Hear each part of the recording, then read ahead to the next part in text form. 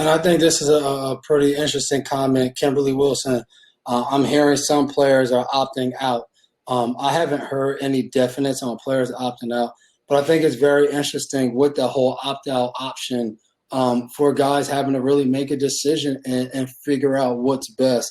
And I would encourage guys as of right now not to even make a decision, but still let things play out before. And I know it's not an ideal situation where you would rather have more time to really think about it, knowing all of the details. But I think it is something that we will see throughout the league, guys opting out.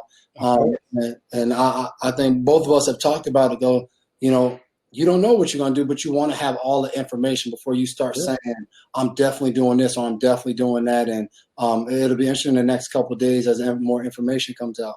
But without a doubt, you're going to expect guys to opt out. You got to think about it. I remember at some point in this offseason when everything hit, going to a doctor's office and the doctor saying his assistant was now working from home because she had an underlying issue that Corona could be very fatal to her if she came in contact with anyone. And you got to think about it, as players, we're no different. There are going to be guys that maybe have underlying health issues that is going to cause them to say, no matter what the guidelines and what the situation is, it's just going to be too dangerous. There's going to be guys who have kids, who have parents, who have aunts, uncles, immediate family members that are maybe in close vicinity to them that they can't avoid, that they're going to say, hey, like, this is too dangerous and I just can't go and risk even thinking about going to play football right now. So I have to stay home. I'm not going to the grocery store. I'm not doing certain things, and we're being extremely careful. So going to play football where it's impossible to be careful. And I know people have talked about, hey, you're going to be getting tested more than the regular population. It's possibly every day, every other day,